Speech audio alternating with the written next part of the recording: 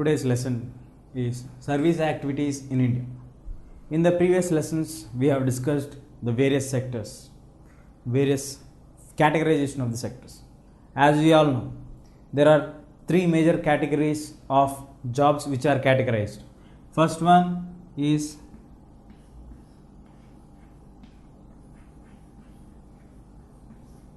primary sector or the basic industrial sector, where you have the agriculture, farming, mining, industries, all come under the primary sector. Then moving on to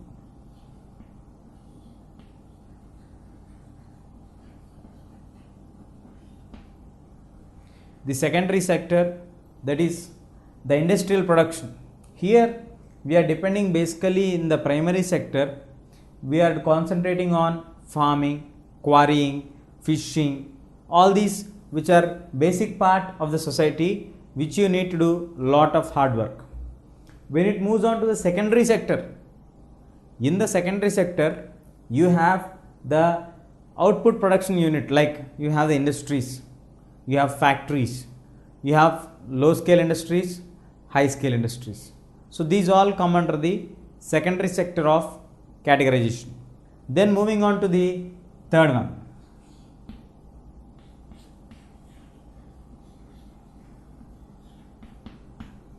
The third sector is the tertiary sector.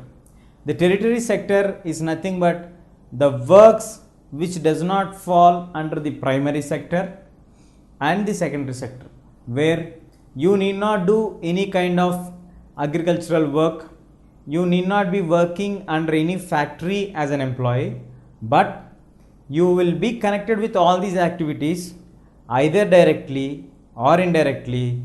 That is a third category of division of works.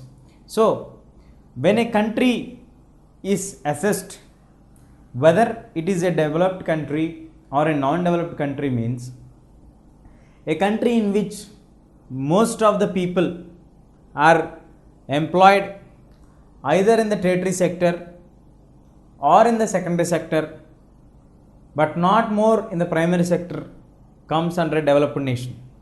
But let us take, for example, USA. For USA, the number of people depending on the primary sector are 5%. Number of people depending on the secondary sector 20%. Number of people depending on the tertiary sector 60 to 70%. So a country where the maximum population depends on the second and the third sectors, then it is called as a developed nation. For example, if you take Indian thing, primary sector, Indians depend up to 70%, secondary sector 8 to 10%, the remaining 10 to 12% depends on the tertiary sector. So India is still a developing nation because most of the Indian population depends on the second and third sector is very less. Most of the Indian population still depends on the primary sector, the basic agricultural sector. So here we need to understand, for going into the service activities of India, why do we need to discuss about the different categorization of the jobs in India? For that, in order to have clear understanding what is service activities or what are service activities. But before going to that, what is service sector we have to know. So before knowing what is service sector, if you know the different sectors of jobs which are available in the world, now the same primary sector is known as basic sector, secondary, intermediary sector. Third one, tertiary sector, is also known as service sector. Why do we call the tertiary sector as service sector? The basic criteria for calling tertiary sector as a service sector is that in the tertiary sector, for example, if you see in the primary sector, most of the people do lot of hard work by, for example, you take agriculture, they do crop farming, sowing, tilling the soil. So all these activities need a lot of hard work and strain. And one more thing is, we need the primary sector, or especially to the agricultural sector, we need the cooperation of the nature. How does the cooperation of the nature mean for us in the primary sector? The cooperation of the nature can be explained very easily, like we have a statement for Indian agriculture known as Indian monsoons, which are having a close relation with Indian agriculture. Or it will be right to mention that Indian agriculture is the gamble of the Indian monsoon. If the monsoon comes in time, obviously it would be a good season for the agriculture to start off. If the rains or the monsoons do not turn up in the right time, then it starts to affect everything. So in this way, we need to understand that primary sector may have a threat of the nature. Coming to the secondary sector, as we discussed earlier, the secondary sector is mainly concentrating on the industries. In these industries, you may have the problem with the raw materials what you are getting for the industries.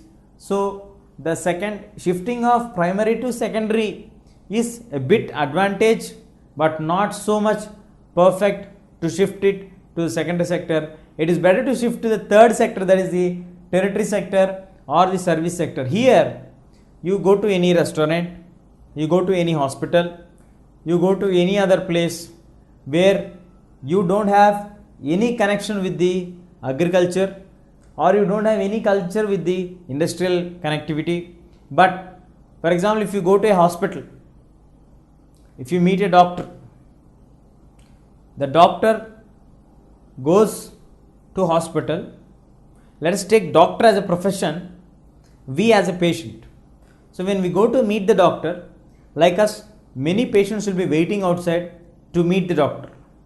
So the doctors will call each patient by allotting the time slots with the prior appointment orders, and then they look after everybody. Here, before entering into the doctor's chamber, we need to pay certain amount as a fee to visit the doctor.